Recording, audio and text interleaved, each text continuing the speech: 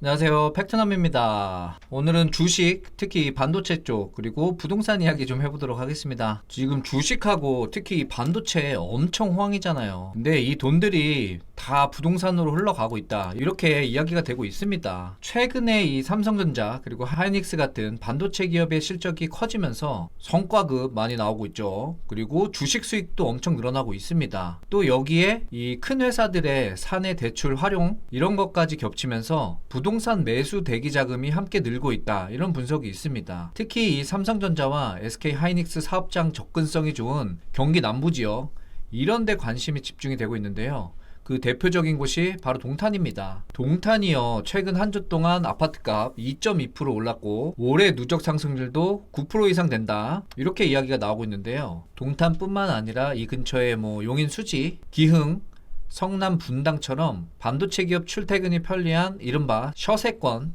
이 셔틀이 있는 지역이다 이거죠.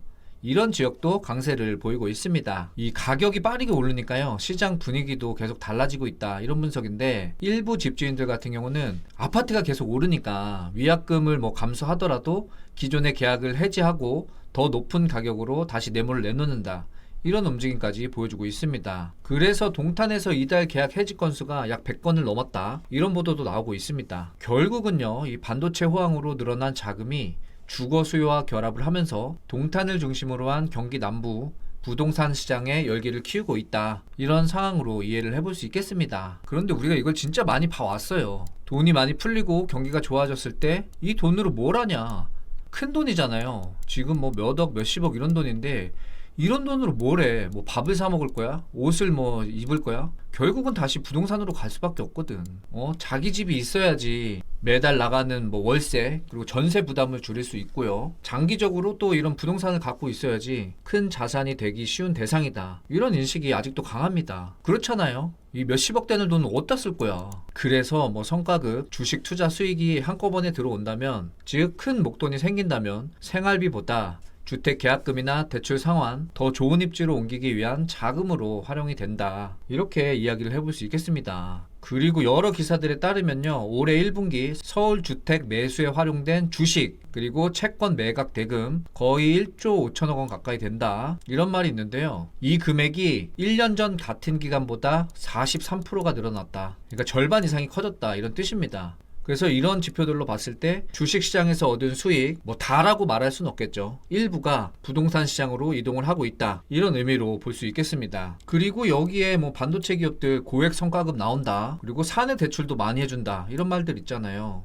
그래서 직원들 입장에서는 성과급으로 계약금이나 잔금을 마련하고서 또 회사 대출이나 은행 대출을 활용해서 원하는 지역에 집을 매수할 여력이 커졌다, 이런 상황입니다. 그러니까 이미 집이 있을 경우에는 기존 대출을 줄이거나 아니면 더 좋은 입지 아파트로 갈아탄다, 이런 선택지들이 넓어지니까 더 상급지로 이동을 하면서 부동산의 가격을 올리고 있다, 이런 것들도 없잖아 생각해 볼 수 있겠습니다. 결국은 이 반도체 호황이 만든 소득 증가가 일반적인 소비로만 흩어질 수는 없다. 주거 안정과 자산 형성을 동시에 기대할 수 있는 부동산으로 빠르게 모이고 있다, 저는 이렇게 이해가 됩니다. 근데 문제는요, 이게 직원들이 주변에 살고 있는 동탄, 여기만 집값이 오르면 괜찮은데요, 이게 결국은 인근 지역으로도 이게 뻗쳐 나갈 수밖에 없습니다. 처음에는요, 이 삼성전자 그리고 SK 하이닉스 사업장 접근성이 좋은 동탄, 그리고 기흥, 수지, 분당, 이런 곳이 중심이었는데, 그런데 이런 곳들도 수요는 많아지고 공급이 없으니까 더 나가야 될 거 아니에요, 이제 밖으로. 그러다 보니까 출퇴근이 편하고 셔틀버스, 아까 셔세권이라고 했죠, 이런 노선들, 그리고 교통망, 특히 학군 빠질 수 없죠. 마지막으로 생활 인프라 잘 갖춰진 곳, 이런 곳들이 공통적으로 또 가격들이 오르고 있습니다. 자, 근데 사람의 욕심은 끝이 없잖아. 동탄이나 분당에 집을 가진 사람들은 우리 집값 지금 막 오르고 있어. 여기에 이제 자기 성과급, 그리고 주식 번 돈 있을 거 아니에요. 이거 팔아갖고 이제 서울로 가는 거지. 누구나 가지고 있는 이 로망이잖아, 서울에 아파트 집 한 채 갖고 있는 게. 그래서 이 많은 또 자금들이 팔리고 이 돈으로 서울로 옮겨 타기 하고 있다, 이런 것들도 눈에 띄게 보입니다. 결국은 이 부동산에 많은 돈들이 몰려 있어서 이걸 주식시장이나 다른 금융자산으로 돌린다고 해도 결국 다른 곳에서 얻은 수익으로 할 수 있는 뭔가 덩치 있는 이런 투자처는 그래도 부동산만 하는 게 없다. 이런 걸 진짜 보여주고 있습니다. 그러니까 저만 해도 그래요. 만약에 제가 뭐 삼성전자나 하이닉스로 돈을 뭐 많이 벌었어. 한 50억 이상 벌었어. 그럼 이 돈 갖다 뭐해? 시골 가서 살 거야? 아니잖아요. 돈 많은 사람이면 많은 사람일수록 더 인프라가 잘 깔리고 좋은 곳에서 살고 싶겠죠.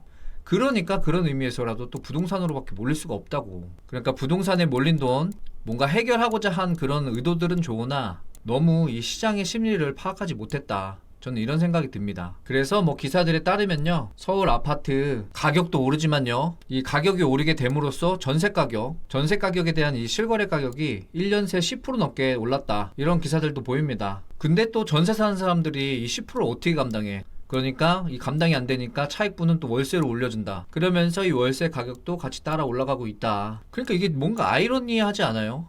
집 없는 사람들을 아파트 가격이 떨어지면 또 뭐 집값이 떨어지면 집을 살 수 있게 해주겠다. 이런 의도를 가지고 있는데 결국은 이 이상한 연결고리로 인해서 가격이 계속 올라. 결국은 이 부동산을 좀 뒷전으로 해서 이 금융시장을 뭐 키운다. 이렇게 해도 결국은 이 돈이 시장 어딘가에는 풀린다는 뜻이잖아요. 그리고 그 돈이 다시 부동산으로 유입이 되고, 그러니까 이거는 뭐 당연한 것 같아요. 그리고 뭐 저가 아파트를 만든다고 하는데 이게 말이 안 되는 게요, 저는 이 재집짓기를 한다고 건축을 제가 하고 있잖아요.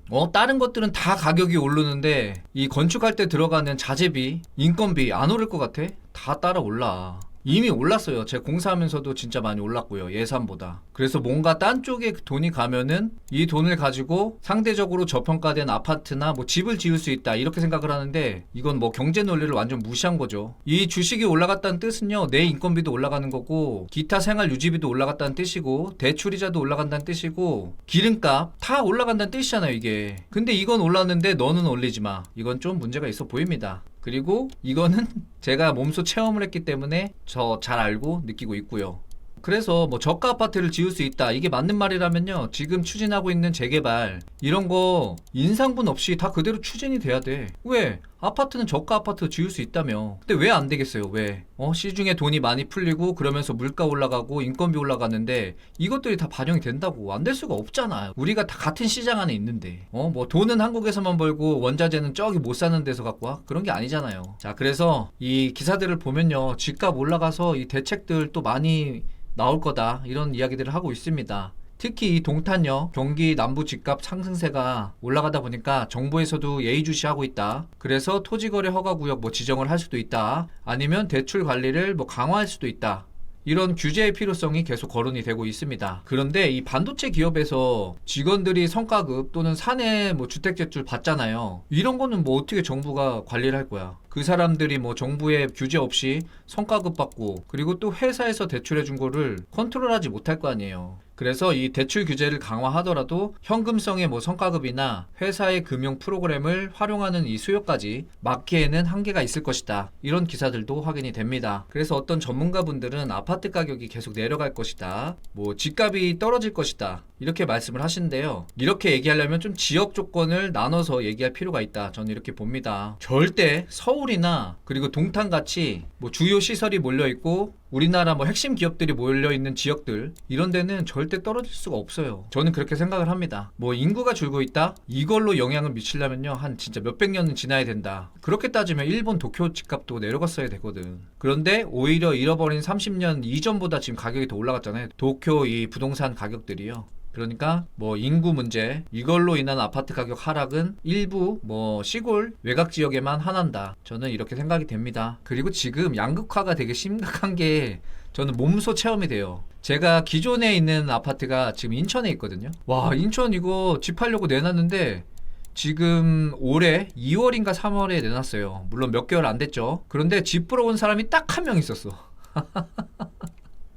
어이없죠. 그래서 저 지금 이사를 가야 되는데 이 집이 팔려야 이사를 가는데 지금 상당히 당혹스럽습니다. 자, 그래서 뭐 정리를 하자면 주식시장 뭐 돈 많이 올라서 지금 좋긴 하지만 결국은 이 돈도 나중에 시장으로 풀릴 경우에는 뭐 갈 수 있는 데가 뻔하잖아요. 그렇기 때문에 뭐 부동산 가격 조금 아쉬운 얘기긴 하지만 그렇게 막 떨어질 것 같진 않다. 물론 여긴 조건이 필요하겠죠. 사람이 많이 모이는 곳. 그리고 나는 이런 거 상관없다 그러면 지방 가면요, 진짜 뭐 몇천만 원짜리 아파트도 있더라고요. 이런 거 사서 살면 되지. 근데 싫잖아. 누구든 싫잖아요, 이런 데 가서 살기. 그러니까 뭔가 강제적으로 시장의 자율성을 이거 깨트리는 이런 정책들은 없어져야 된다고 봅니다. 자, 이렇게 해서 오늘은 왜 집값이 오르고 또 주식시장에 풀린 돈들이 부동산으로 또 왜 가고 있냐, 이런 이야기들 좀 해봤습니다. 제가 준비한 영상은 여기까지입니다. 오늘도 즐거운 하루 보내세요.